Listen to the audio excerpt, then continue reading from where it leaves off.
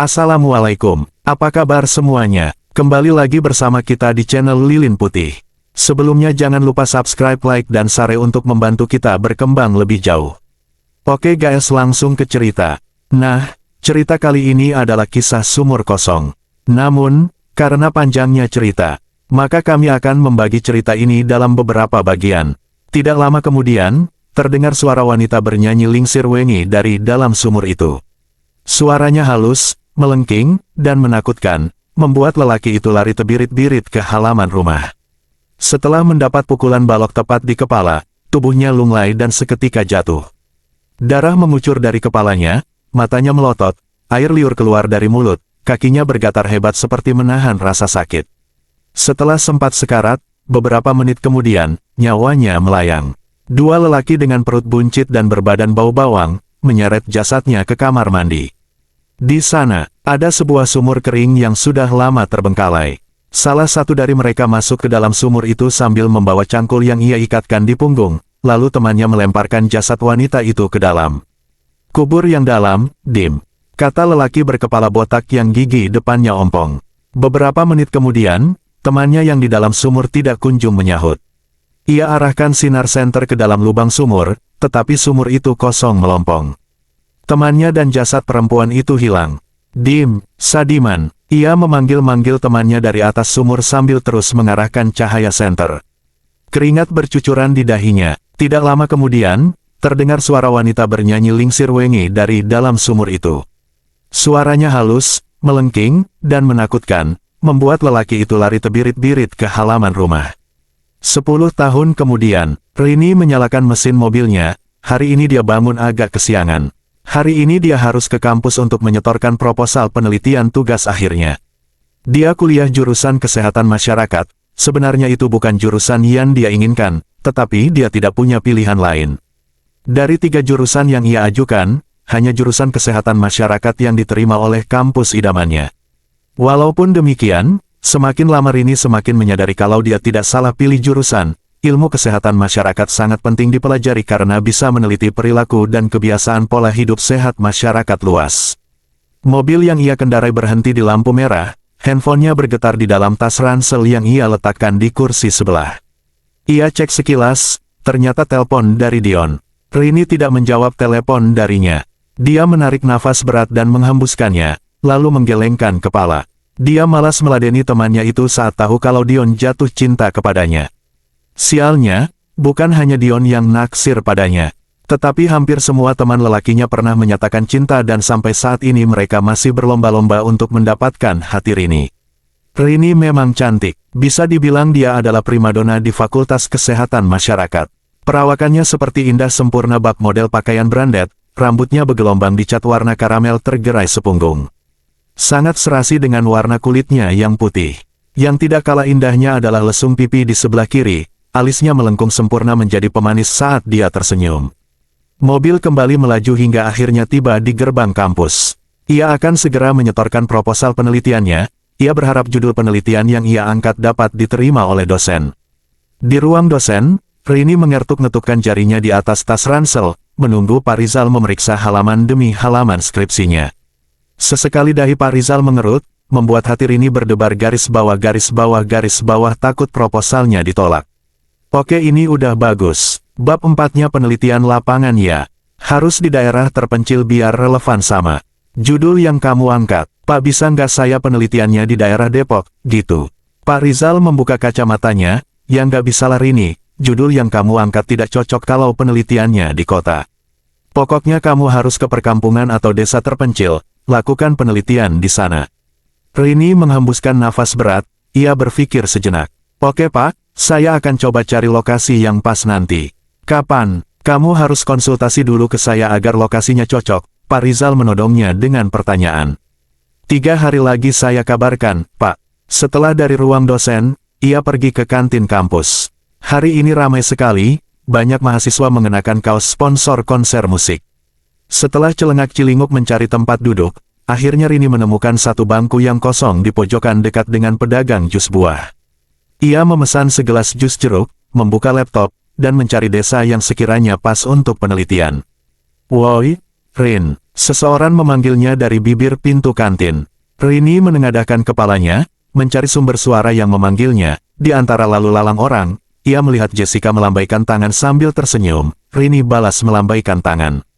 "Sini," kata Rini sambil tersenyum. Jessica adalah sahabat Rini sejak SMP. Dia mengambil jurusan akuntansi. Bedanya Jessica ini sudah beres sidang skripsi, tinggal nunggu beberapa bulan untuk wisuda, sementara Rini terhambat di beberapa bab saat bimbingan.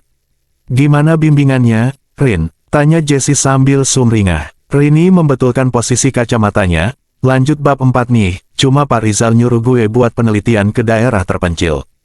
"Terus rencana lu mau kemana?"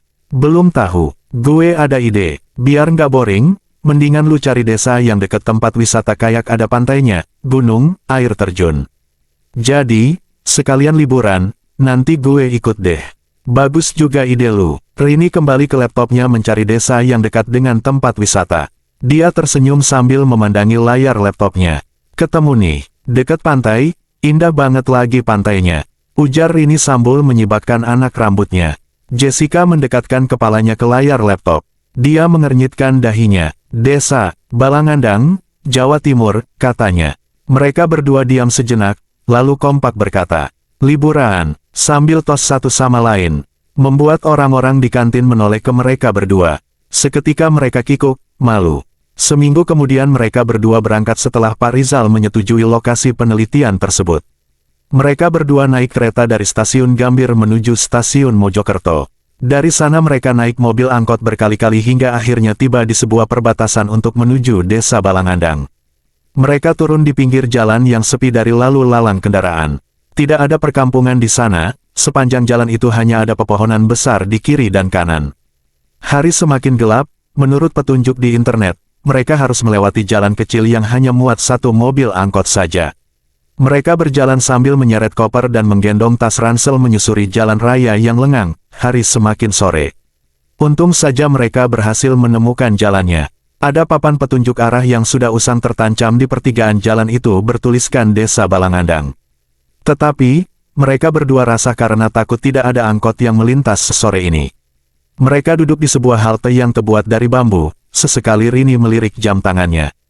Hari semakin gelap. "Duh, gimana nih kita?" Jessica mulai panik. "Tenang Jess, kita tunggu 10 menit lagi. Kalau nggak ada angkot, nanti kita coba nyari penginapan.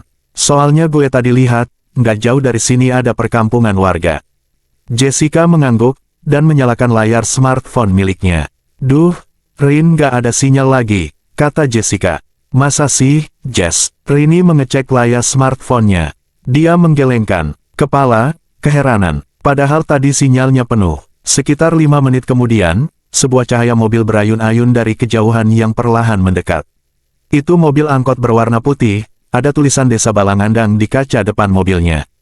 Rini dan Jessica langsung loncat-loncat bahagia melihat sebuah mobil yang mendekat. Segera mereka berhambur ke tengah jalan, menghentikan mobil angkot itu. Angkot itu kosong tidak berpenumpang, supirnya ramah mempersilakan mereka naik. Selang beberapa saat, mobil angkot yang mereka tumpangi melaju perlahan memasuki jalan kecil menuju Desa Balangandang. Hari semakin gelap, angkot yang mereka naiki bergoyang-goyang melewati jalan berbatu, cahaya lampunya berayun-ayun menembus kabut yang semakin tebal. Sudah hampir 30 menit berada di angkot, tetapi mereka tidak melihat satu rumah pun yang dilintasi. Sepanjang perjalanan hanya ada hutan yang pohonnya besar-besar. Terdengar suara lolong anjing dari kejauhan, juga kepak kelelawar yang berhamburan di langit. Sepanjang perjalanan, supir angkot itu sangat ramah. Ia menanyakan maksud dan tujuan mereka berdua ke Desa Balangandang. Rini menceritakannya dengan hati-hati karena takut disalahpahami. Sesekali supir angkot itu mengangguk sambil melihat mereka dari pantulan kaca spion depan. Tiba-tiba Rini mengendus-enduskan hidungnya. "Lu nyium bau bangkai nggak sih, Jess?" tanya Rini, sambil mengerutkan dahinya. "Di sekitaran sini memang suka ada bangkai babi yang mati, Mbak," ujar supir angkot. "Oh, begitu ya Pak," timpal Rini sambil menengok ke arah kemudi. Seketika ia berteriak saat melihat kursi kemudi itu kosong, setirnya bergerak-gerak sendiri.